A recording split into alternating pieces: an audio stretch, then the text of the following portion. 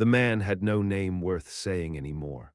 They called him the blind cowboy in town, though no one in Hollowstone had seen him ride in years. His eyes had gone cloudy after the fire at Turner's Bluff. Some said it was whiskey, some said God. But he'd lived through that blaze when a dozen others hadn't. And now he kept to his ranch just outside the canyon's edge like a ghost, trying to remember who he used to be. His land was dry, scattered with horse bones and wind-eaten fence posts. His house leaned sideways in the dirt, as if trying to crawl underground. Inside, dust floated like ash, and the air smelled of lye soap, rawhide, and something lonelier than silence. He kept the place clean as best he could, but age and blindness had made small tasks feel like war. So he sent word to Hollowstone he needed a maid. Just someone to sweep the floors, cook a few meals, maybe read letters if any came, which they seldom did. He expected some Mexican girl or maybe an old widow come begging. What he got was neither. She stepped down from the wagon just past dusk, her figure lit by the last gold of the sun. Wore black like a mourner, though her face was dry and stern. Carried no bag save for a rolled-up shawl and a small bundle under her arm, swaddled tight. He stood on the porch, leaning against the cane he barely used. He could hear her footsteps, the slight drag in the left foot, the weight of her on the dry boards. "You're the maid?" he asked. His voice was low and cracked, worn down like river stone. "I'll cook, clean too if there's water," she said. "But I ain't a maid, I'm a widow." He tilted his head. "Widow's a kind of maid, just not paid as well." She didn't laugh. "My name's Clara, I'm 6 months gone." She didn't say whose child it was, and he didn't ask. The first week she worked quiet. Up before dawn, heat water on the stove, boil beans, wipe down every surface with vinegar.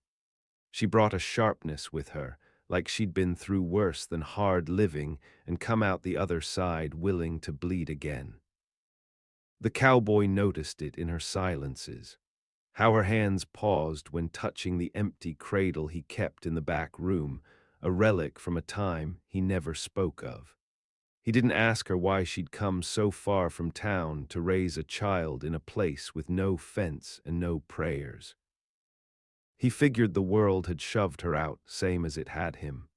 In the evenings, she read aloud from a book of Psalms. He never asked for it, but she did it anyway, in a low voice, steady and sharp-edged, not out of faith. Out of habit, maybe, the kind born from loss. On the 8th night, thunder rolled in from the canyon. The wind howled like some starving beast, and she came into the room without knocking. "There's a man out past the fence." "Been watching since sundown," she said. The cowboy stood slow, groped for the rifle near the hearth. "How many feet?" "Couldn't say, just one man, smoking." He smiled, though it was all teeth. "That ain't a local." "No. Locals don't watch, they just take." He stepped out into the night and listened, felt the wind curl around him. He could hear the horse's breath, the jingle of bit. Whoever it was didn't bother to hide. "Got a shotgun trained on your spine," the cowboy called out. A low laugh answered. "You ain't shot nobody in 10 years, old man." "Doesn't mean I forgot how." "Don't worry, I ain't here to collect nothin'. Just lookin' for a woman." "You found a graveyard." "Her name's Clara." Behind him, Clara stepped onto the porch. Her voice was steel. "I ain't yours." The man on the horse spat. "Ain't mine yet, but that boy inside you." "Might be." The cowboy raised the gun. "You get gone. Don't speak that way in front of my house." "My house now, is it?" the man said. You forget who you are, blind man. I remember just fine. I'm the one who lived. The thunder cracked loud and wild. The horseman turned and rode off into the dark, leaving only dust and the stink of tobacco. Clara stood still, her belly pressing against her coat. "You want to tell me who he was?" the cowboy asked. "No." He nodded, "All right." And that was the end of it, at least for that night. But something had shifted in the air, like blood on old wood. Something was coming, and both of them could smell it. Not justice, not yet, but a reckoning. And the child hadn't even been born. The rain came hard the next day, washing dust into ruts and turning the scrubland to clay. The wind carried it sideways against the window panes, and the air inside thickened with damp smoke from the hearth. Clara stayed busy, boiling shirts in lye, scraping soot from the stove, scrubbing every floorboard twice. It wasn't about the dirt. It was about control, the body doing what the heart couldn't. The cowboy sat in his chair, listening to the creak of her movement. He could map her by sound now, how she favored her right leg, the way her breathing changed when she bent over too far. He noticed her wincing sometimes, though she never made a sound about it. "You been hit before?" he asked. She didn't answer right off, just kept scrubbing. "I've been lots of things, a wife, a mule." A silence. He nodded like he could see her, like that helped. "What about you?" she said after a while. "You always been blind." He barked a short laugh. "No, that came later. After I saw too much." She looked over at him then, her jaw working something bitter behind her lips. "That man from last night, he won't let it go." "I gathered that." She stood, dried her hands on her apron. "When I left him, I was bleeding inside. Doc said I wouldn't carry again. Then I did, and he decided it was his child." "He wrong." "I don't know, and I don't care." The rain kept coming. By nightfall, the road out was slop, impassable. They sat together near the stove, neither speaking. The fire threw shadows against the walls like ghosts fighting. Somewhere deep in the house, the cradle creaked. He turned toward the sound. "You move that thing." "No." He stood, feeling the weight in the floorboards, the shift in pressure. His fingers wrapped around the rifle. They waited. The sound didn't come again, but the air had changed. A new smell, wet wool, old leather, and blood not fresh. Something had been in the house. Watching, Clara locked the back door. The cowboy didn't sleep that night. He sat on the porch with his coat pulled tight and the rifle across his knees. He couldn't see, but his hearing was sharp as broken glass. He heard the coyote calls, too many, heard one horse out in the trees pacing, restless. Something wasn't right. Come morning, the fence was cut. The well had mud in it. And nailed to the post out front was a strip of fabric, torn black cotton. Clara stared at it like it was a message she already knew. "That's from my old dress," she said, "the one I buried with my husband." The cowboy grunted.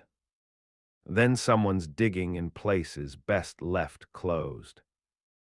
They worked all day fixing what they could. He showed her how to set the tripwire traps. She taught him how to boil crushed pepper into oil that burned skin. By nightfall, their home had become a fortress, not much of one, but enough to slow a man down. That night, she brought out a pistol from the folds of her shawl, laid it on the table. "You know how to use it?" he asked. She picked it up, cocked the hammer, and let it fall. "I killed my husband with it, so yes." He nodded. Later, as she sat brushing her hair by the fire, he asked, "What was he like, your husband?" She stared into the flame. Soft voice. Bad hands. Did I hit you? Not at first. Just told me what I was worth. Made me small enough to fit in his shadow. The cowboy sipped from his tin cup. And when you didn't fit anymore. He got mean. Then he got dead. The wind outside picked up again, but this time it wasn't just weather. There were hoofbeats in the dark, 3 riders, slow, deliberate. The cowboy stood, feeling every inch of the floor beneath his boots. They come to take you. No, they come to take what I carry. She placed her hand on her belly. He turned toward the sound of the approaching horses. His voice was low. Then we best not let 'em. The first shot didn't come until well after midnight. It shattered the top window pane and buried itself into the far wall just above Clara's bed. She was already up, already armed. The cowboy had been standing for an hour, his ear tilted to the wind like a hound dog scenting murder. They didn't return fire, not yet. That would have given away too much. The house was dark inside. The oil lamps snuffed. Clara crouched low in the hallway, her back pressed to the wall, belly swollen and still. The cowboy knelt beside the wood stove, rifle aimed at the open gap where the door hung crooked. They testing us, he said, trying to draw us out. She whispered, they won't get close unless they're sure I'm here. They're sure. He didn't ask how she knew. A woman doesn't forget a man who tries to own her womb. Some violence stains permanent. Hours passed. The attackers circled but never breached. By dawn, one horse limped off, riderless. Clara had left the pepper oil-soaked wire low between 2 pines. She smiled when she heard the scream, though her face looked pale under it. You learned that in a war, he asked. No, I learned it in a kitchen. She moved slower now. The baby was settling low in her hips and pain twisted her spine like a knife. But she didn't cry out. She just bit down and did what needed doing. That day they didn't cook. They melted lard and packed cartridges. They stripped blankets to weave into the windows. They nailed shut the back door. He gave her a dagger, once belonged to his brother who died out at Turner's Bluff. She held it with strange reverence, testing its weight like she'd carried its ghost before. That afternoon the preacher came.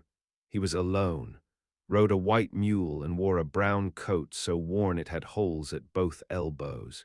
He didn't dismount, just stood in the yard, hat in hand, as the wind combed his thin hair. The cowboy stepped out, rifle not raised but near enough. Preacher. John. They hadn't spoken in 7 years, not since the fire. But old things have a way of digging themselves up when blood is in the wind. You come to read scripture or bury bodies. Neither, I come to warn. He looked at Clara then, who stood just behind the cowboy, hands cradling her belly. The man after her, he's paying folks in Hollowstone. Promised land, horses, gold, said she stole from him, said she murdered a righteous man. He was neither, Clara said. The preacher nodded once, slow. I know, but righteousness don't matter when there's money in a mob. The cowboy's voice came hard. They coming here. By nightfall, maybe 15 men, some drunk, some mean, all dangerous. Why you tellin' us? Because I've buried too many women already. He left them then, rode off slow, shoulders slumped like a man already grieving. By dusk they had all but sealed the house, only one way in left, the front. They stacked wood in the hallway, doused it with oil, packed flour in the corners to make smoke catch fast. Clara wore her hair braided, tied back with wire. Her sleeves were rolled and her eyes were cold and ready. "I won't survive this," she said. "You might. But if I don't, and that child does, he'll live. You swear it." He reached out, his rough hand brushing her wrist. "I swear on the ashes of my blood." She nodded, the sun dropped like a hammer, and with it came the men. 15 riders, 1 cart, torches, pistols, rope. They wanted a hanging, but they didn't get one. They got a war. They came from the east, cutting across the scrub like coyotes too dumb to know better. The sky behind them was bruised purple, bleeding into black. Torches high, boots thudding, the smell of liquor thick enough to choke the stars. The cowboy sat cross-legged behind the low wall near the porch, rifle across his knees, breathing like it was Sunday morning. Clara waited by the front window, pistol in hand, wick of lamp oil stuffed into 2 mason jars beside her. She wrapped her belly tight in cloth to brace the weight. No fear in her eyes, just fury pressed down so hard it looked like calm.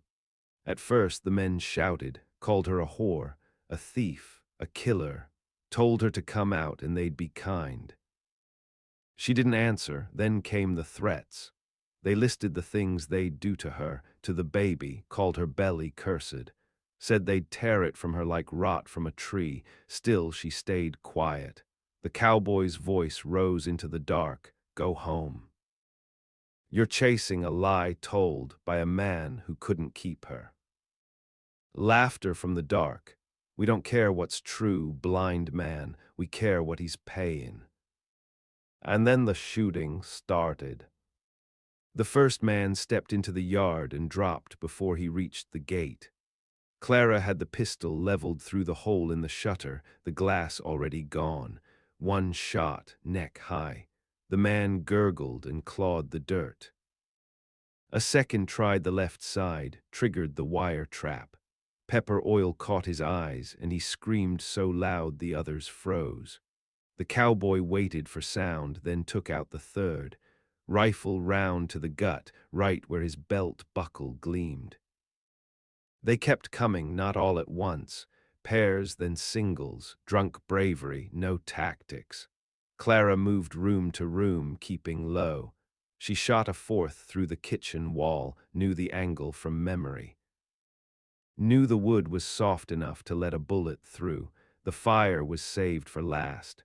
When the 7th man lit his torch and stepped toward the porch, she hurled the jar. It shattered at his feet. Flames rushed up his legs like hunger. He screamed into the night and ran until someone else put him out with a bullet to the head. By then the house was coughing smoke. The flower traps caught, choking the air, making it hard to see, harder to breathe. But that was the plan. The cowboy moved through the hall like a blind snake, hands brushing the walls. He could hear each footstep outside. The last 2 men made it to the porch. One burst through the door. He met Clara just inside. She drove the knife through his throat so deep it stuck. Blood sprayed the wall. Her belly hit the floor as she fell with him. The other one fired wild. A bullet caught the cowboy in the shoulder, spinning him hard into the wall. But his rifle didn't drop. He chambered another round, lifted it one-handed, and fired. The last man dropped dead in the doorway. Then there was quiet, not peace, but quiet. Smoke drifted like ghosts in the rafters. The house groaned. Clara dragged herself to the rocker by the hearth, one hand on her belly, the other gripping the blood-wet handle of the knife. The cowboy sat in the corner, panting through his teeth. Blood leaked down his arm and pooled beneath him. "Dead?" Clara asked. "All of 'em." "You hit bad." "Feels like it." She nodded. "Rest, I'll fix it." He heard her stand, heard her grit her teeth against the weight of her unborn child, and he thought, She's not just a survivor. She's a storm wearing a woman's skin. He passed out thinking of fire and screams and the sound of her footsteps moving through the ash. He woke to the smell of blood and boiled water. The wound in his shoulder burned like hell, but it was bound tight with cloth that smelled faintly of lye and mint. Somewhere, a kettle hissed. He blinked into nothing, forgetting for a moment the blindness, until the pain reminded him where he was. And who he wasn't anymore. Clara was singing. Low, rough-edged, something old, words he didn't recognize, likely not meant for him. He could hear her shifting cloth, the dip of a ladle, the clink of metal in a basin. "You still alive?" she asked. "Barely." "Then we're even." She crossed the room and pressed a damp cloth to his forehead. Her hand lingered a second longer than it had any right to. He didn't speak of it, and neither did she. Outside, the world had gone still. No birds, no riders, just the wind dragging across the canyon like a whisper trying not to be heard. Clara kept her pistol within reach now, tucked into the folds of her apron. The knife she cleaned twice a day, always with fresh water. Her hands moved slower than before, her belly rode lower. The child was coming sooner than it should. "How many days we got?" the cowboy asked. "Not days, hours." He nodded, felt the weight of it settle across the room. "You done this before." She shook her head, then remembered he couldn't see her. "No, but I helped others, back when I was clean, before my husband marked me with a belt and a sermon." He didn't press. He didn't need to. Some truths you can hear in the air between words. The preacher returned just after sundown, walked up the trail with his hat in his hands and a grave in his eyes. "You buried the bodies?" the cowboy asked. "No." "Left them where they fell. Let the buzzards earn their keep." "Oh, good."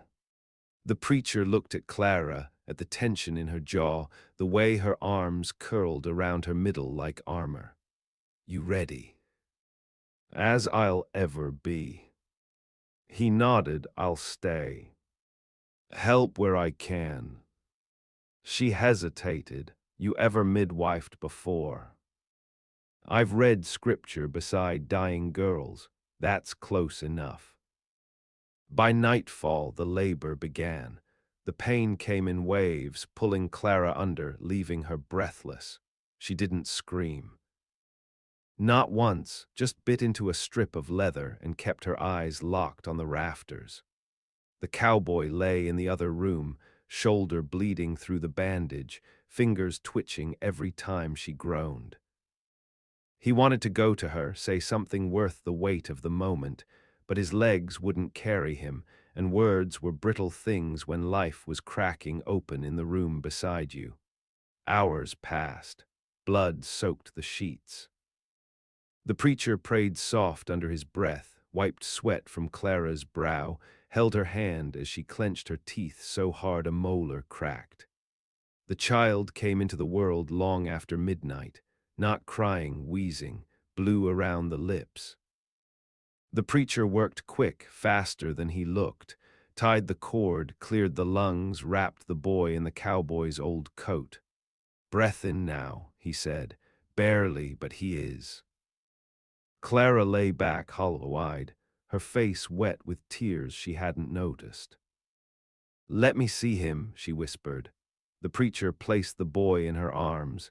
She held him like something she'd bled for, which she had. Her hands shook, her lips trembled, but her grip was strong. The cowboy, still weak, but dragging himself toward the room's edge, whispered, "He's got lungs like a fighter." "He has your silence," she said, "and my fury." They named him Samuel, no middle name, no father's name, just a beginning.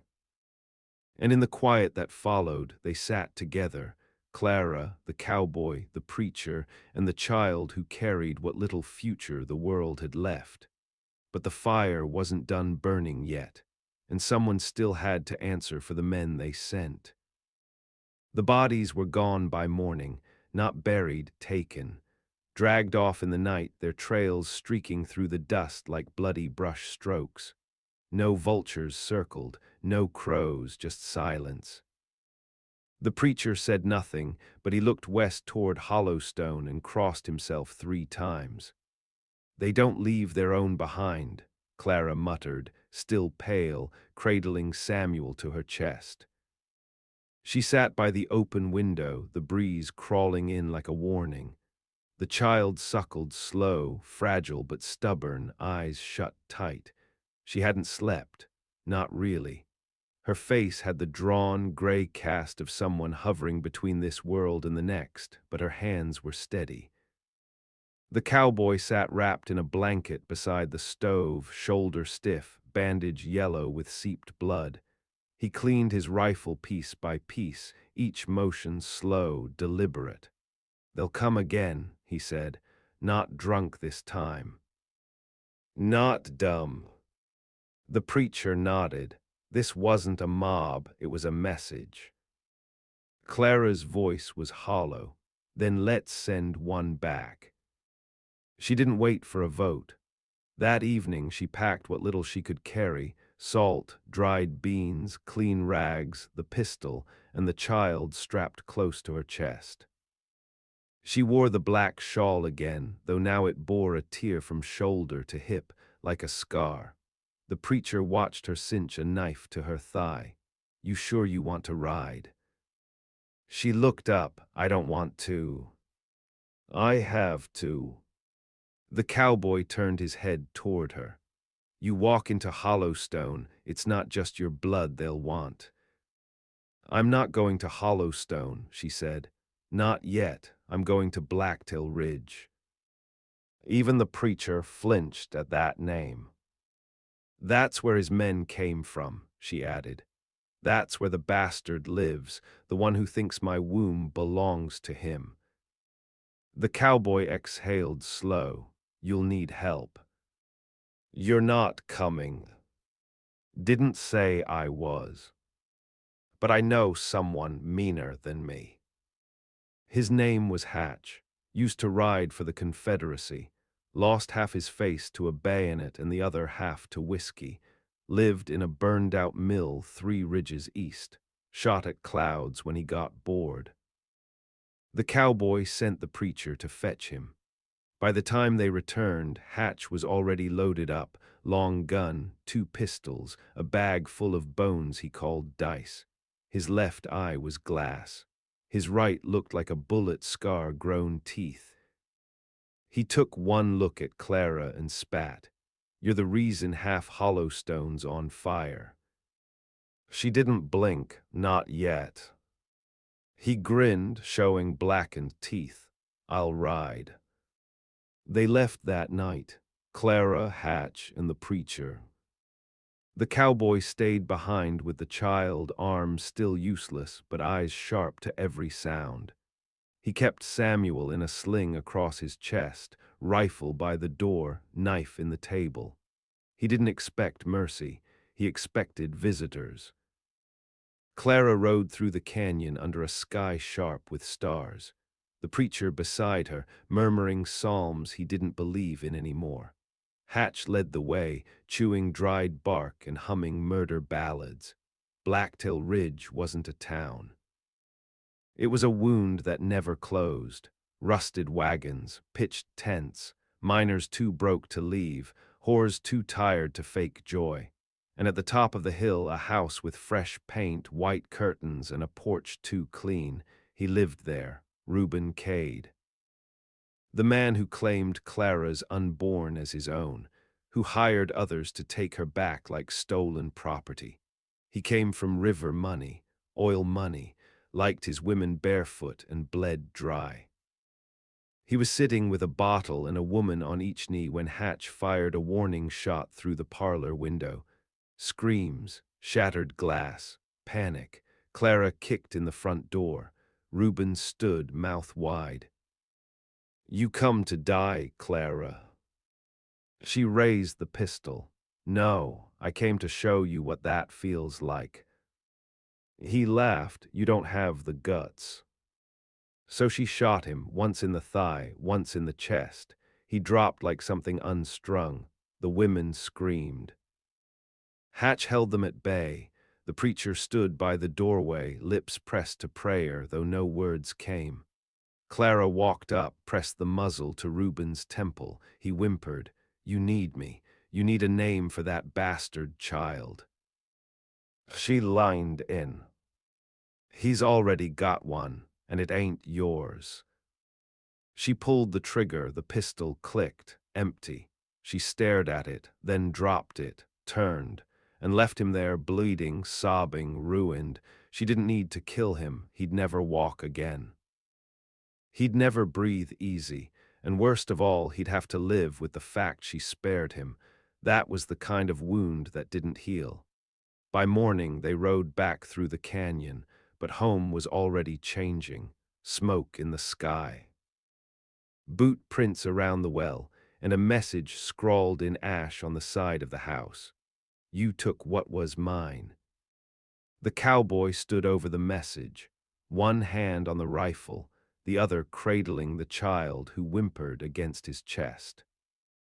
The letters were smeared with soot, written finger-thick along the wall beneath the eaves. "You took what was mine." He traced the shape of it with his thoughts, not his fingers. The brush of ash in the wind told him enough. It hadn't rained, no prints inside. No bodies, just the smell of fire that hadn't burned. Clara dismounted slow, her legs trembled. Blood stained the saddle beneath her thighs, but she stayed upright. Samuel stirred at the sound of her voice. She saw the words and said nothing. Only nodded once, jaw clenched. The preacher crossed himself again, but Hatch only spat and muttered, "Pigs never die easy." Inside the house, everything was just a little wrong. Chair turned sideways. A kettle moved off the stove. The trapdoor to the root cellar left ajar, though it hadn't been opened in weeks. They cleared the house in silence. Clara took Samuel from the cowboy and fed him while sitting on the floor beside the hearth, pistol across her lap, knife tucked into her boot. She didn't ask who'd written the message. She knew it was Reuben. He wouldn't have dragged himself across the hills bleeding from 2 holes, and he wouldn't have left her breathing. There was someone else, a hand she hadn't seen yet. "She left something," Hatch said, kneeling at the base of the wall. He held up a strip of fabric, pale blue with faded white flowers. Clara stared, her mouth dried. "That's my sister," she said. The cowboy turned. "You never said you had a sister." "She died 10 years back, drowned in a trough. At least that's what we were told." "She was younger." "By 2 years nicer," smiled too easy. The preacher stepped back from the wall. "Then who the hell left this?" There was no answer, just the slow creak of the wind through the bones of the house. That night Clara didn't sleep. She sat in the rocker, knife in one hand, Samuel in the other. Hatch bedded down near the barn, hat over his face, pistol cocked beside him. The preacher rode out before dawn, said he had to speak with someone who owed him truths, and the cowboy just waited. The blindness didn't stop him from feeling the shift in the land, a heaviness, like something sacred had been disturbed. The morning after, they found another message. This one scrawled on the cradle with a child's burnt doll placed gently inside. "You made a ghost of me." Clara stared at it for a long time. Her voice was small. "She used to say that when our stepfather," she stopped, bit her lip until it bled. She'd whisper it, "You made a ghost of me." The cowboy said nothing. Just waited for her to find the strength he already knew she had. She's not dead, Clara said. She was taken. Reuben didn't just want heirs, he wanted breeding stock. The word tasted like bile, but she didn't flinch. I left her behind, I ran, and now she wants to take Samuel. She won't get the chance, the cowboy said. They spent 3 days fortifying the land, dug trenches, posted lookout points, covered the well. They moved the cradle into the cellar and slept beside it, one ear always to the wind. On the fourth night, the wind died completely. The world went still, and someone knocked, not pounded, not shouted, just a knock, once, then twice. Then silence. Clara stood, walked to the door, her breath steady, hands not shaking. The cowboy moved behind her, rifle aimed low. Hatch stood at the window, watching. She opened the door. There was a woman standing alone in the dark. Pale hair, dirty dress, bare feet, Clara gasped. Eva. The woman smiled. Her teeth were too white, her eyes too calm. I came for what you left behind, Eva said. Clara stepped out onto the porch. You want my son. Eva shook her head. No, I want your fear, I want your guilt. The child is just the chain. Clara reached for her knife. Then I'll cut it. Eva lunged, the cowboy fired. Once. Eva fell backward, blood blooming from her chest like spilled wine. But she didn't scream, didn't curse. She smiled as she bled. I'll still have him, she whispered, even in death. Then she was gone. In the silence that followed, Clara dropped to her knees. Samuel cried in the cellar below, as if sensing the ghost had passed. Hatch said nothing. The preacher never returned. Clara buried Eva beneath the old sycamore, marking the grave with nothing but stones. Family don't mean right, she whispered. The cowboy stood behind her. No, it means memory. She turned to him. I'll raise him here, teach him to shoot, to survive, to see even in the dark. You won't be alone. I never was. The wind picked up again, and the land held quiet, not peace. But quiet, the kind that follows the last reckoning, where the dead sleep and the living watch the horizon, waiting for the next knock or the next birth, whichever came first.